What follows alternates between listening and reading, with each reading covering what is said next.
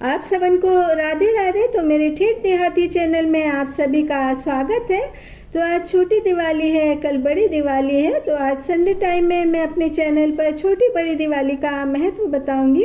तो सबसे पहले मैं दिवाली से संदर्भित कुछ बातें, कुछ यादें, कुछ अपने अनुभव आप लोगों के साथ साझा करूंगी। और दिवाली का त्यौहार आने से पहले ही ना हम लोग खदान से मिट्टी लेकर के आते थे, क्योंकि एमपी में बहुत सारी उत्तम क्वालिटी की मिट्टी पाई जाती है।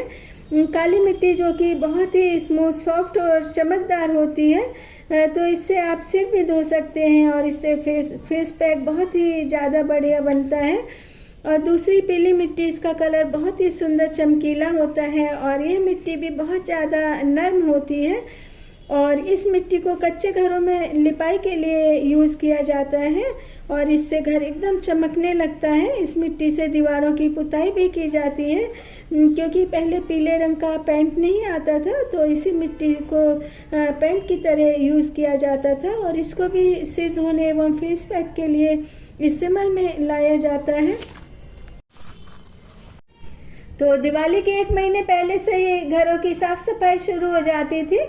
तो मैं उस समय बहुत छोटी थी, तो खदान से मिट्टी लाने के लिए मैं बहुत छोटा सा टब या बाल्टी ले कर के जाती थी, क्योंकि मेरे भाई बड़े बड़े थे, वो लोग जाते थे तो मैं उनके साथ ही चली जाती थी।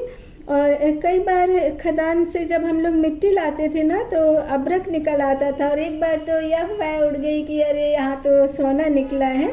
और अभ्रक को भी सौंदर्य प्रसाधन, मेकअप, कपड़ों में, जरी में और कई प्रकार की साज सज्जा के लिए उपयोग में लाया जाता है। तो उस वक्त घर कच्चे हुआ करते थे, तो पीली मिट्टी घर की ज़मीन पर लिपाई के लिए बहुत ज़्यादा उत्तम मानी जाती थी और इससे ही घर को बहुत ज़्यादा सुंदर बनाया जाता था। और पहले घर की गोबर से लिपाई होती है एवं कमरों की ज़मीन पर चारों तरफ से छुई मिट्टी से ढीक लगाया जाता था। तो ढीक का मतलब बहुत कम लोगों को पता होगा। ढीक का मतलब है कमरे के चारों तरफ सफ़ेद पट्टी बनाई जाती थी। और सच कहूँ तो पहले के त्यौहार में असली वाली रौनक रहती थी। सुख सुविधा कम थी, मेहनत ज़्यादा थी, फिर भी लोग संतुष्ट थे। और मुझे आज भी याद है, दिवाली पर एक दूसरे के घर मिठाई देते थे, तब ना ये मिठाई के महंगे महंगे डब्बे नहीं होते थे। स्टील या चीनी की प्लेट में कई तरह की मिठाई और कील बतासे होते थे। और आज हम फॉर्मेलिटी तो करते हैं, क्योंकि यह एक प्रतिस्पर्धा का ज़माना है, लेकिन जो बात प्लेट वाली मिठाई में होती थी ना, और जो व्यवहार अदब था, आज के ज़माने में 4000 के ड्राई फ्रूट के डब्बे या 2000 रुपये किलो की काजू कतली में भी वो बात नहीं होती है। समय बहुत ज़्यादा बदल गया है। समय के साथ साथ में लोगों का रहन सहन, व्यवहार, आचार विचार सब कुछ एकदम बदल गए। अब नेचुरलिटी तो बहुत कम लोगों में ही दिखाई देती है। और हमारे समय में तो ज़्यादा से ज़्यादा स्वदेशी वस्तुओं का उपयोग होता था।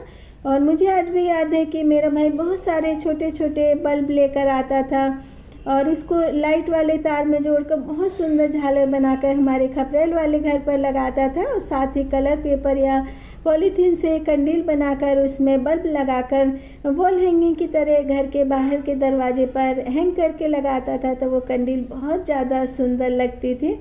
और हमारे समय में मिट्टी के बर्तन, मिट्टी के दिए, सूती कपड़े, मोटे अनाज एवं जंगली फल फूलों का ज़्यादा से ज़्यादा उपयोग किया जाता था। लेकिन हम पूरी तरह से स्वदेशी वस्तुओं को नहीं अपना सकते कि हम स्वदेशी वस्तुओं को स्वीकार करें और जो विदेश से आने वाली वस्तुएं होती हैं हम उनको एकदम विदेश में आने पर पाबंदी लगा दें, क्योंकि कई सारी मेडिसिन, वस्त्र, खान पान की वस्तुएं, पेट्रोल, डीजल, इलेक्ट्रॉनिक सामान विदेशों से आयात होते हैं। इसलिए कई वस्तुओं के आयात निर्यात के कारण विदेशों से हमको समझौता करना पड़ता है। तो मैं भी हर दिवाली पर छोटा सा एक घर बनाती थी, जिसको कि हम लोग घरगुला कहते थे। और फिर मेरा भाई छत बनाता था, छोटी छोटी सी सीढ़ियाँ बनाता था, छोटे छोटे खिड़की दरवाजे बनाता था, लाइट लगाता था और बहुत ही छोटी सी पता नहीं कैसे लकड़ियाँ इकट्ठी कर करके कैंडल बनाता था। और फिर उसमें एक नाइट बल्ब लगाता था। तो वो कैंडल बन करके जब तैयार होता था ना, तो बहुत सुंदर लगता था।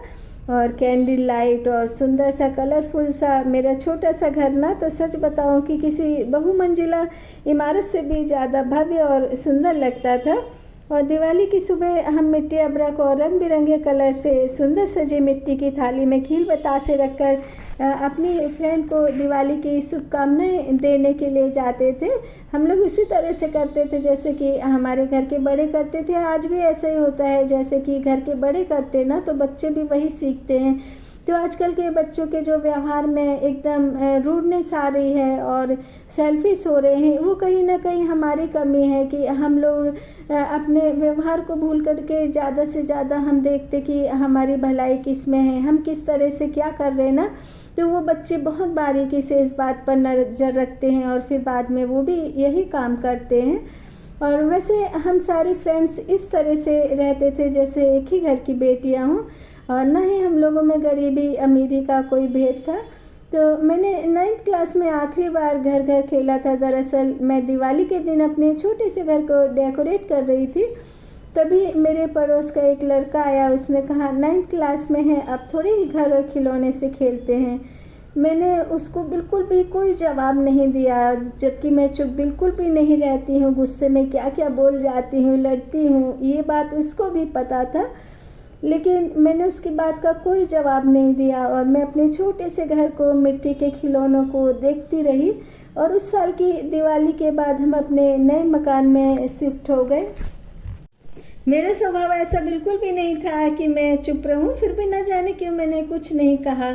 शायद ये बचपन से निकलकर मेरा जिम्मेदारियों भरा संघर्ष वाले सफ़र का आगाज़ था, क्योंकि उसके बाद मैं पढ़ाई में, घर की जिम्मेदारियों में लग गई। उसके बाद मुझे समय का पता ही नहीं चला और हम पूरी तरह से कब जिम्मेदार हो जाते हैं, कब लाइफ के लिए सीरियस हो जाते हैं ना, हम लोगों को बिल्कुल नहीं पता चलता है। तो छोटी दिवाली की शाम को यमराज के लिए दीपदान किया जाता है। कहा जाता है कि इस दिन भगवान कृष्ण ने नरकासुर नामक दैत्य का वध किया था। और छोटी दिवाली अर्थात नरक चतुर्दशी की कथा इस प्रकार से है। प्राचीन समय में रंती देवी नामक राजा थे और वे पूर्व जन्म में एक धर्मात्मा तथा दानी थे। इस जन्म में भी वे दान आदि बहुत ज़्यादा किया करते थे। उनके अंतिम समय में यमराज उन्हें नरक में ले जाने के लिए आए। राजा ने कहा, मैं तो दान दक्षिणा देता हूँ, सत्कर्म करता हूँ, लोगों की बहुत ज़्यादा मदद करता हूँ, फिर क्यों तुम मुझे नरक में ले जा रहे हो। तो यमदूतों ने बताया कि एक बार तुम्हारे द्वार से एक भूखा व्याकुल लाचार ब्राह्मण लौट गया था, इसलिए तुम्हें नरक में जाना पड़ेगा। ये सुनकर राजा ने यमदूतों से विनती की, मेरी आयु 1 वर्ष बढ़ा दो। यमदूतों ने बिना सोचे समझे ही राजा की प्रार्थना को स्वीकार कर लिया। यमराज चले गए। राजा ने ऋषियों के पास जाकर इस पाप से मुक्ति का उपाय पूछा। तो ऋषियों ने बताया, हे राजन, तुम कार्तिक मास के कृष्ण पक्ष की चतुर्दशी को व्रत रखकर भगवान कृष्ण का पूजन करना, ब्राह्मणों को भोजन कराकर दक्षिणा देना तथा अपना अपराध ब्राह्मणों को बताकर उनसे क्षमा याचना करना, तुम पाप से मुक्त हो जाओगे। कार्तिक कृष्ण चतुर्दशी का राजा ने नियम पूर्वक व्रत रखा और विष्णु लोक को चला गया। तो कल दिवाली है। दिवाली की कथा इस प्रकार से है। तो दिवाली की कथा इस प्रकार से है। एक गांव में एक साहूकार था। उसकी बेटी प्रतिदिन पीपल पर जल चढ़ाने के लिए जाती थी और पीपल पर लक्ष्मी जी का वास है। एक दिन लक्ष्मी जी ने साहूकार की बेटी से कहा, तुम मेरी सहेली बन जाओ। उसने लक्ष्मी जी से कहा, मैं कल अपने पिता से पूछकर उत्तर दूंगी। पिता को जब बेटी ने बताया कि पीपल पर एक स्त्री मुझे अपनी सहेली बनाना चाहती, तो पिता ने हाँ कर दी। दूसरे दिन साहूकार की बेटी ने सहेली बनना स्वीकार कर लिया और एक दिन लक्ष्मी जी साहूकार की बेटी को अपने घर ले गई। लक्ष्मी जी ने उसे ओढ़ने के लिए शाल दुसाला दिया, सोने से बनी चौकी पर बैठाया और सोने की थाली में उसे अनेक प्रकार के व्यंजन खाने को दिए। और जब साहूकार की बेटी खा पी कर अपने घर लौटने लगी तो लक्ष्मी जी बोली, तुम मुझे अपने घर कब बुला रही हो। पहले तो सेठ जी की पुत्री ने आनाकानी की, फिर तैयार हो गई। घर जाकर वह रूठ कर बैठ गई। सेठ जी बोले, तुम लक्ष्मी जी को घर आने का निमंत्रण दे आई हो और स्वयं उदास बैठी हो। तब उनकी बेटी बोली, लक्ष्मी जी ने तो मुझे इतना दिया और बहुत सुंदर भोजन खिलाया और मैं उन्हें किस प्रकार खिलाऊंगी, हमारे घर में तो उनकी अपेक्षा कुछ भी नहीं। तब सेठ जी ने कहा, जो अपने से बनेगा वही खातिर कर देंगे, तू फौरन गोबर और मिट्टी से चौका लगाकर सफाई कर दे और चौमुखा दीपक बनाकर लक्ष्मी जी का नाम लेकर बैठ जा। उसी समय एक चील किसी रानी का 9 लखा हार उसके पास डाल के साहूकार की बेटी ने उस हार को बेचकर सोने की चौकी, सोने का थाल, साल दुसाला, अनेक प्रकार के भोजन की तैयारी कर ली। और थोड़ी देर बाद गणेश जी और लक्ष्मी जी उनके घर आ गए। तो साहूकार की बेटी ने बैठने के लिए सोने की चौकी दी, तो लक्ष्मी जी ने उस चौकी पर बैठने के लिए मना कर दिया, कहा इस पर तो राजा रानी बैठते हैं। लेकिन सेठ जी की बेटी ने बहुत कहा तो लक्ष्मी जी उस चौकी पर बैठ गई और लक्ष्मी जी की उसने बहुत ज़्यादा खातिर की। इससे लक्ष्मी जी प्रसन्न हुई और साहूकार को धन धान से एकदम संपन्न कर दिया।